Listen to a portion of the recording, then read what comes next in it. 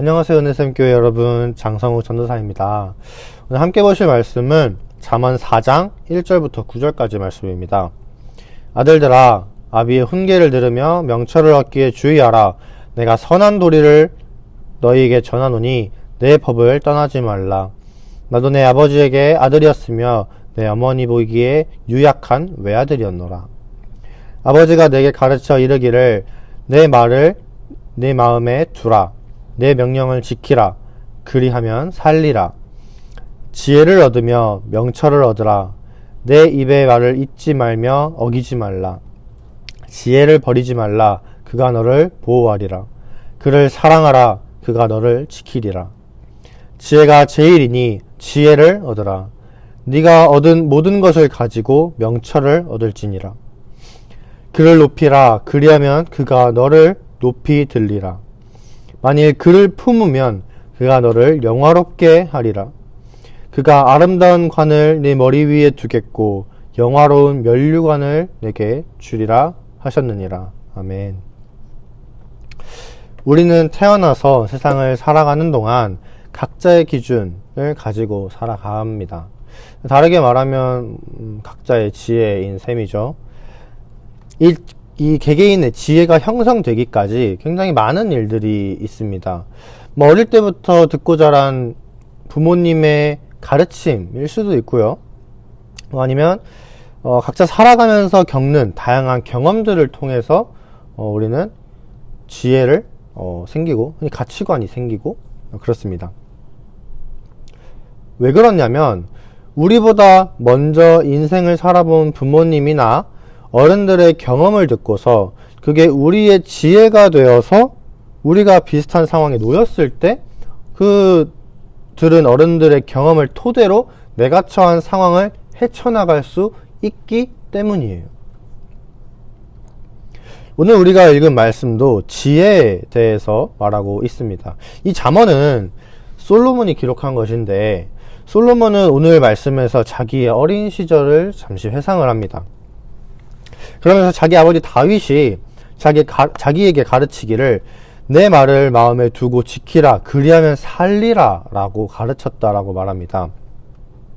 그럼 다윗이 솔로몬에게 한 말, 그러니까 어떤 가르침을 주었는가 라고 했을 때 그건 하나님 여호와의 명령을 지켜 행하는 것이에요. 왜 이렇게 가르쳤느냐? 하나님께서 다윗에게 약속하셨거든요. 좀 더 구체적으로 얘기하면은 하나님의 법률과 계명과 율례를 지키는 겁니다. 하나님의 명령을 지켜 행하면 하나님이 다윗의 계보를 통해 왕을 계속해서 세우시고 하나님께서 이스라엘의 아버지가 되시고 함께 하실 것을 분명하게 약속하셨습니다. 만약 하나님의 명령을 지켜 행하지 않는다면 그건 하나님과 이제는 떨어졌다라는 걸 뜻하겠죠. 그러니까 하나님과 난 이제 의미가 없는 존재다. 하나님과 떨어진다는 것은 결국 죽는다는 것을 의미합니다. 그래서 다윗은 죽기 직전에 솔로몬에게 남긴 유언도 하나님의 명령을 지켜 행하는 것이었던 거예요. 그러니까 다시 말하면 하나님과 떨어지는 게 죽음이라고 아까 말씀드렸잖아요. 그러니까 하나님과 붙어서 계속 살 수 있게끔 하나님과 붙어 있는 게 생명의 길이다 라는 걸 계속해서 말하고 있는 겁니다. 근데 5절에서는 이 지혜를 얻고 명철을 얻으며 자기가 한 말을 잊지 말고 어기지 말라 라고 말합니다. 왜 지혜를 얻으라고 말하면서 하나님의 명령을 지켜 행하는 가르침, 이 가르침을 계속해서 솔로몬에게 했던 것일까요? 바로 하나님의 명령을 지키면서 살아가는 것이 지혜롭게 살아가는 것이기 때문입니다. 다시 말해서 하나님의 말씀이 곧 지혜다라는 거예요. 그래서 다윗은 계속해서 말씀을 지켜 행하는 삶을 강조하면서 솔로몬에게 가르치고 있는 거죠. 우리가 세상을 살면서 구해야 할 지혜는 각자의 경험과 인생 선배들의 조언을 통한 지혜가 아니라 하나님의 명령을 지키는 것에 힘써야 돼요. 왜? 그것이 하나님의 말씀이 곧 우리에게 지혜니까. 왜냐하면 우리에게 그런 가르침을 주는 부모님이나 인생 선배들의 그런 경험을 토대로 우리가 지혜를 쌓는 것은 불완전하기 때문입니다. 하지만 하나님의 말씀, 하나님의 지혜는요, 완전한 지혜 그 자체이신 하나님이시기 때문에 우리가 하나님의 말씀대로 살아갈 때 우리는 완전한 지혜를 가지고 살아가는 거예요. 그렇기 때문에 우리가 우리의 지혜, 우리의 기준, 우리의 가치관으로 삼아야 할 것은 인생 선배들의 경험이 아니라, 인생 선배들의 조언이 아니라 하나님의 말씀이라는 겁니다. 그렇기 때문에 하나님의 명령을 지켜 행하면서 세상을 지혜롭게 살아가시는 저와 여러분, 모든 성도님들이 되시기를 진심으로 소망합니다. 그럼 이렇게 하나님의 말씀을 지켜 행할 때 무슨 일들이 우리에게 일어나느냐? 말씀이 우리를 보호하고 지켜줍니다. 우리가 세상에서 낙심하고 무너질 때 하나님의 말씀이 우리에게 위로를 주고 또 다시 일어날 힘을 줍니다. 그래서 우리는 다시 한번 나아갈 수 있는 힘을 얻어요. 두 번째는 우리를 높이 들어줍니다.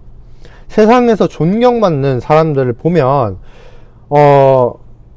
물론 뭐 다 그렇지는 않을 수 있지만 어떤 특정 사람들을 보면 어떤 상황을 바라보는 그 시선이 남들과는 다르게 보는 경우가 있습니다. 처음에는 남들과 다른 시선으로 상황을 바라보니까 다른 사람들 볼 때는 조금 무시를 당하기도 합니다. 쟤는 왜 저렇게 상황을 보나? 왜 이렇게 멍청하게 보나? 이렇게 보기도 하죠. 하지만 나중에 결국에는 성공하는 사람들이 있어요. 그 중에서. 그래서 사람들한테 인정도 받고 명예로워지기도 하고 영광을 얻기도 합니다. 하물며 지혜 그 자체이신 하나님의 지혜를 따라 사는 우리는 어떻겠어요? 세상이 감히 띄워줄 수 없는 위치까지 우리는 높아질 수 있습니다. 실제로 그런 분이 한 분 계시죠? 바로 예수님입니다.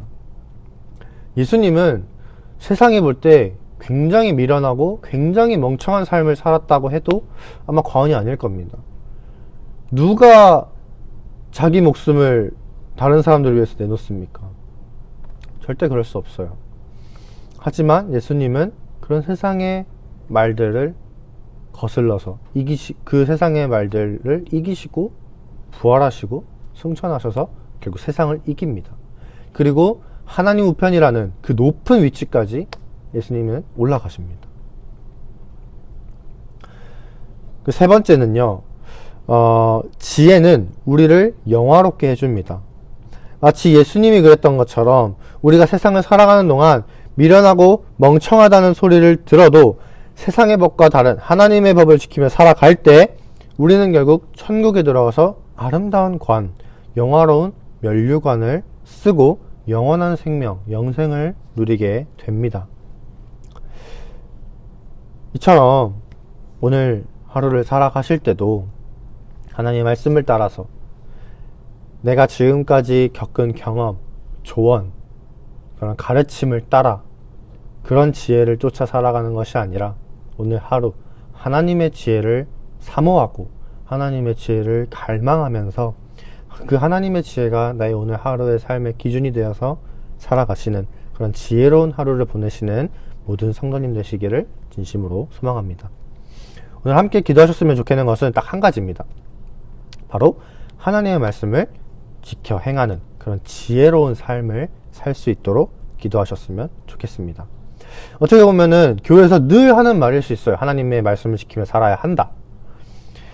하지만 오늘 우리가 기억해야 할 것은 단순히 그리스도인이기 때문에 하나님의 말씀을 지켜 살아야 한다가 아니라 하나님의 말씀을 지키는 그 하나님의 말씀이 진짜 참 지혜다라는 걸 기억하셨으면 좋겠습니다. 그것을 기억하고 거기에 초점을 두고 함께 하나님의 말씀을 지켜 지혜로운 삶을 살아가는 저와 여러분이 되기를 기도하셨으면 좋겠습니다.